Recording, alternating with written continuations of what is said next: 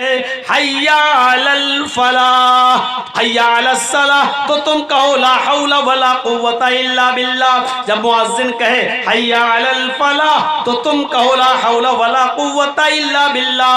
फिर मुअज्जिन कहे अल्लाहु अकबर तो तुम भी कहो अल्लाहु अकबर। और जब मुअज्जिन कहे ला इलाहा इल्लल्लाह फक़ूलू ला इलाहा इल्लल्लाह तो तुम भी कहो ला इलाहा इल्लल्लाह। तुम्मा क़ाल अल्लाहुम्मा रब्ब हाज़िहि दावति ताम्मा व सलातिल क़ाइमा आति मुहम्मदनिल वसीला वल फज़ीला व बअसहु मक़ामम महमूदा अल्लज़ी वअदता। मुअज्जिन के अज़ान के कलमात दोहरा कर फिर जिसने ये दुआ पढ़ ली अल्लाहुम्मा रब्ब हाज़िहि दावति ताम्मा व सलातिल क़ाइमा आति मुहम्मदनिल वसीला वल फज़ीला व बअसहु मक़ामम महमूदा अल्लज़ी वअदता, जिसने ये कलमा ये दुआ पढ़ ली हुल्लत लहू शिफ़ाअति यौमल क़यामा, ऐसे आदमी के लिए क़यामत के दिन मेरी सिफारिश हलाल कर दी जाएगी। मैं उसके लिए जन्नत में ले जाने की सिफारिश करूँगा। अल्लाह से कहूँगा अल्लाह ये मेरा गुनाहगार उम्मती है, लेकिन अजान के कलमात दोहराता था, अजान के बाद ये दुआ पढ़ता था, वो मेरे लिए ये दुआ भी पढ़ता था। अय अल्लाह तू इसको बख्श दे। और ऐसा हो नहीं सकता जिसके लिए मैं बख्शिश की दुआ करूं और अल्लाह रिजेक्ट कर दे, मैं उसको जन्नत के दरवाजे तक ले जाऊंगा। उसके लिए मेरी सिफारिश मेरी शिफाअत हलाल हो जाएगी, मैं उसके लिए जन्नत में ले जाने का पक्षधर बन जाऊंगा, उसका हिमायती बन जाऊंगा। ये लीजिए कितना पैसा खर्च हो रहा है अजान के कलमात दोहराने में। आप तो तकरीर नहीं कायदे से सुन सकते हैं, अजान के कलमात तो क्या दोहराएंगे। चाय पी रहे हो, चाय पीते रहो और अजान के कलमात भी दोहराते रहो। आप खाना खा रहे हैं, बहुत से लोग कहते हैं खाना खाते तो बोला नहीं जाता। बहुत से लोग, एक बार एक आदमी से मैंने सलाम कर लिया, खाना खा रहा था, अस्सलाम वालेकुम, ये सोच के कि घर में और भी तो लोग हैं, बिगड़ पड़ा, कैसा मौलाना है तो इतना नहीं जानता। हमने क्या हुआ, अरे कोई खाना खा रहा तो सलाम कर रहा है, खाना खाते वक्त सलाम नहीं किया जाता। मैंने कहा और तू जो इतना बोल दिया मुझे, खाना खाते हुए इतना जो डांट दिया है, अगर इतना से बेहतर था वालेकुम अस्सलाम इतना कह देता तो काफी था तेरे लिए, और तू इतना लंबा चौड़ा जो भाषण दे रहा है ये जायज है। कह रहा सॉरी सॉरी सॉरी सॉरी, फिर खाने लगा। तो अजीब किस्म के लोग होते हैं, ऐसे भी लोग होते हैं। तो आप जवाब देते रहिए, अजान के कलमात दोहराते रहिए और अजान के बाद ये दुआ पढ़ लीजिए, कोई हर्ज नहीं है मेरे भाइयों। हुल्लत लहू शिफ़ाअति यौमल क़यामा, क़यामत के दिन सिफारिश हलाल।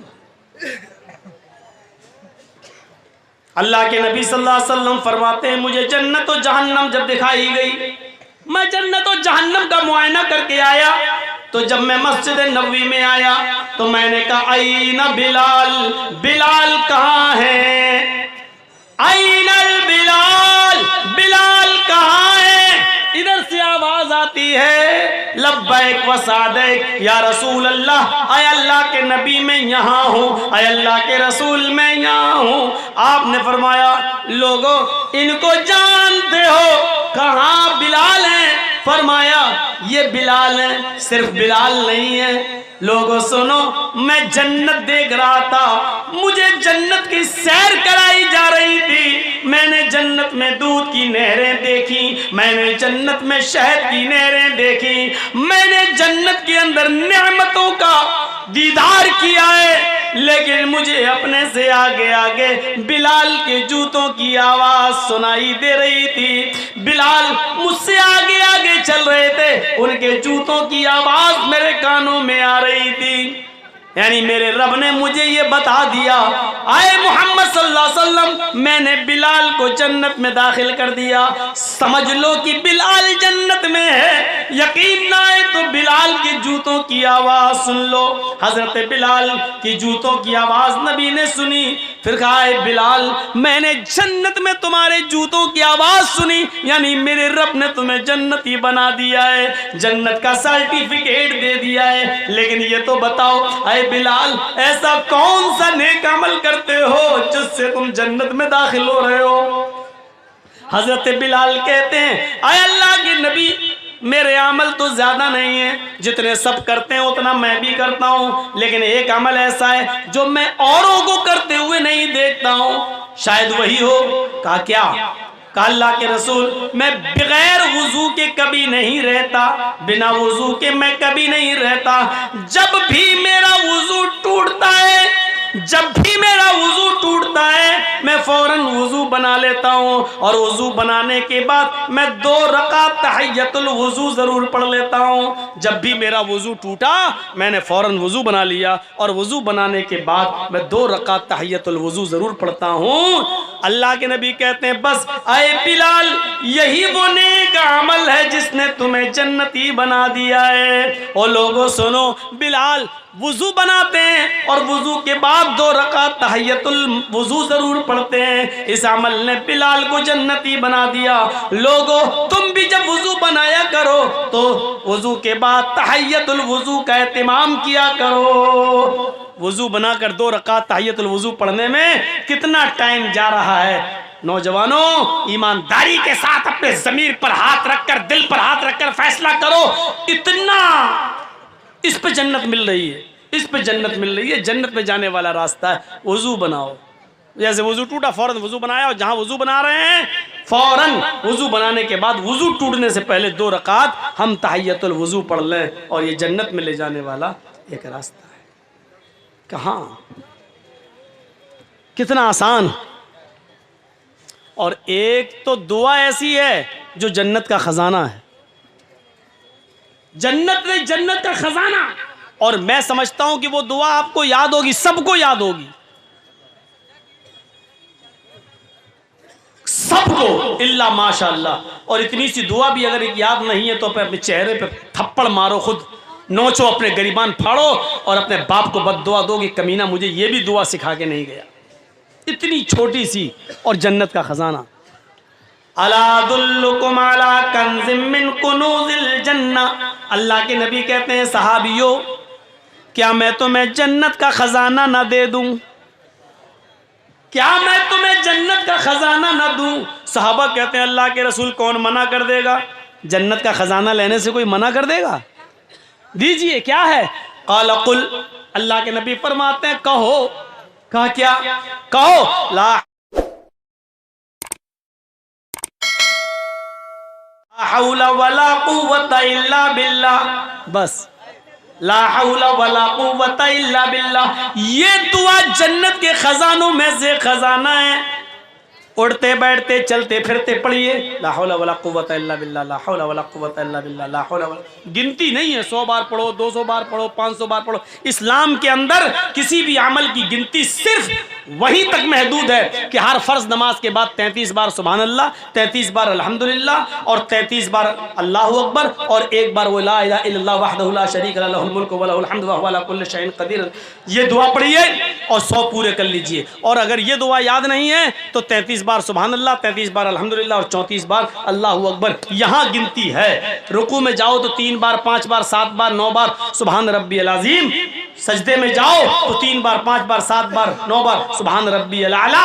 यहाँ गिनती है लेकिन हर वजीफे की गिनती नहीं है। अब ला हौला वला कुव्वता की गिनती नहीं है। आपको जितना टाइम मिले और जितना पढ़ सकते हैं आप पढ़िए। ला इलाहा इल्लल्लाह का वजीफा जितना कर सकते हैं करिए। ये गिनती नहीं है। अल्लाह के जिक्र को महदूद मत करो, वो जितना तुम्हें टाइम मिले पढ़ता रहो। फरमाया अला अदुल्लुकुम अला कंज़िम मिन कुनूज़िल जन्ना, क्या मैं तुम्हें जन्नत का खजाना ना दे दूं। साहबा ने कहा क्या, फरमाया कुल ला हौला वला कुव्वता इल्ला बिल्लाह, ला हौला वला कुव्वता इल्ला बिल्लाह पढ़ते रहो। ये जन्नत के खजानों में से खजाना है।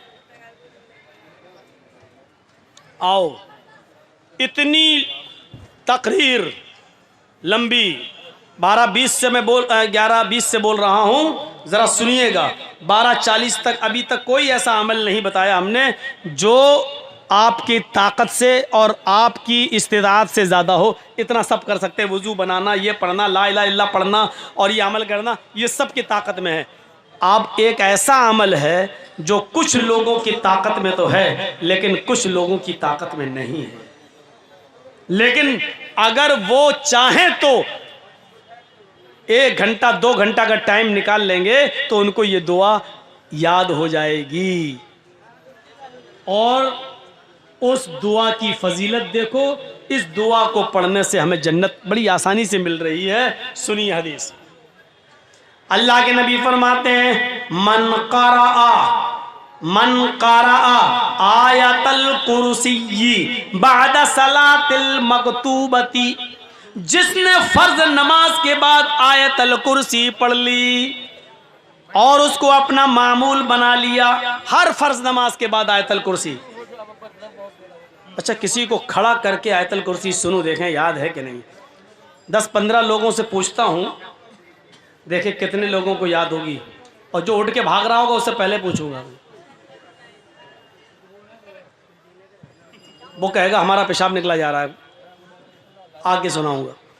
चलिए, इंसल्ट करने से क्या फ़ायदा। अभी आप लोग कहें मौलाना देखो फलां को खड़ा कर दिया, वो सुना नहीं पाया, सबके सामने बेइज्जती हो गई। हम भी इंसान है भाई, किसी की इंसल्ट करने से क्या फ़ायदा।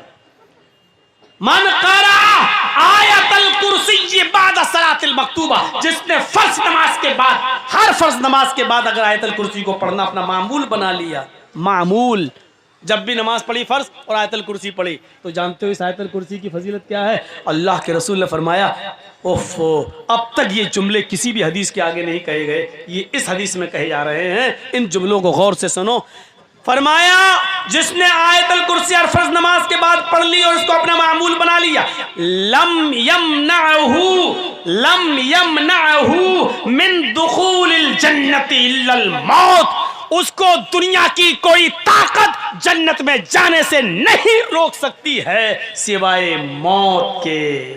सिर्फ मौत की वजह से वो जन्नत में जाने से रोका हुआ है। जब तक मौत नहीं आ रही वो जन्नत में नहीं जा रहा है। जैसे ही मरा जन्नत में दाखिल हो जाएगा। यानी उसको जन्नत में जाने से अगर कोई चीज रोक रही है तो वो क्या है? मौत। मौत के अलावा कोई ताकत नहीं जो उसको जन्नत में जाने से रोक सके। लेकिन यहाँ शर्त लगा दी गई है, हर फर्ज नमाज के बाद। इसका मतलब यह है कि 5 वक्त नमाजी होना पड़ेगा पहले, और नमाजी बनने के बाद सरकायले खटिया याद होगा पूरा। तेरी आंखें झुकी झुकी, अभी सुनो, खड़ा होकर पूरा सुना देंगे। लेकिन आयतल कुर्सी के लिए मौलाना साहब बेइज्जती न कर दें हमारी। आयतल कुर्सी पूछो तो नहीं, यानी जो दुआ हमें जन्नत में ले जा रही है वो याद नहीं है। और हमारा बच्चा अगर घर में थोड़ा ऐसे ऐसे कर दे तो अम्मा कितनी खुश होती है, मेरा बच्चा डांस कर रहा है, सीने से लगाती है, नहीं खुश हो रही है। और वही माँ से पूछो बच्चे को आयतल कुर्सी सिखाई, वो बच्चे को, हमें खुद नहीं याद है, बच्चे को क्या सिखाएंगे? अम्मा को याद नहीं है। और देखो कैसे फिर रही हैं जलसे के बाहर, ऐसा लग रहा है जलसा नहीं इनकी शादी हो रही हो। और जलसे में जितने नौजवान लड़के आए हैं वो इनको देखने आए हैं कि देखें किससे करें शादी। कितनी मिसालें दे चुके हैं कलियाचक के इलाके में, जलसों में भी ऐसा लग रहा है। कितनी मिसालें मैंने दी, हालांकि नहीं देनी चाहिए भौंडी मिसाल, लेकिन करें क्या, देना पड़ता है। ऐसा लग रहा है जैसे एक कुतिया के पीछे 10-10 कुत्ते लगे हो। अल्लाह की कसम ये हाल है। अभी हम जब आए बाइक पे बैठ के, ऐसे जहां लड़की होंगी वहां जाहिर है शहद होगा और मधुमक्खी ना हो, हैं? लेकिन ये सब सुन और ये सब बातें बताओ तो हंसते हैं आप लोग। ये नहीं सोचते कि घूमने वाली हमारी बहनें हैं। कोई अपनी बहनों पे हंस रहा है। बेगैरती इस हद तक हो चुकी है हमारी समाज की कि हमारी बहन, अरे हम आए हैं गांव के तो क्या हमारी बहनें नहीं आई हैं? हमारी बेटियां, हमारी बहनें घूम रही हैं लिपस्टिक लगा लगा के, सड़कों पर मर्दों के शाना बशाना खड़ी हैं और हम हंस रहे हैं। कोई अपनी बहनों की ओरियानियत और बेपर्दगी पर हंसता है। और अगर बेशर्मी हमारी इस हद तक बढ़ गई है कि अपनी बहनों की ओरियानियत और बेपर्दगी पर मौलाना जर्जीज की बातें सुनकर हंस रहे हैं, तो समझ लो ये कौम मर चुकी है, आईसीयू पर लेटी हुई है। इस कौम के अंदर रूह बाकी नहीं है। ये सिर्फ आईसीयू पर लेटी हुई कौम है। डॉक्टर कभी भी इस कौम को मरा हुआ घोषित कर सकता है कि मर चुकी है कौम। ये कौम मुर्दा हो चुकी है। जलसों में, जलसों के नाम पर जमा की हुई भीड़ में लड़कियों और औरतों के लिए बाजार बंद नहीं कराए जा सकते हैं। और जलसों में भी लड़कियां और औरतें शॉपिंग करती हुई नजर आए तो रूह निकल चुकी है इस कौम के अंदर से। मौलाना जर्जीज मुर्दों से बातें कर रहा है, कब्रिस्तान में पड़ी हुई लाशों से बातें कर रहा है। किसी जिंदा जावेद कौम से मुखातब नहीं है, किसी बारूह कौम से मुखातब नहीं है। एक ऐसे नौजवान तबके से मुखातब है जिसके अंदर से रूह निकल निकल चुकी है, ईमान की रूह निकल चुकी है, दयानतदारी की रूह निकल चुकी है, हया और शर्म की रूह निकल चुकी है। एक बेशरम समाज, एक बेशरम कौम से हम मुखातब होकर गुफ्तगू कर रहे हैं।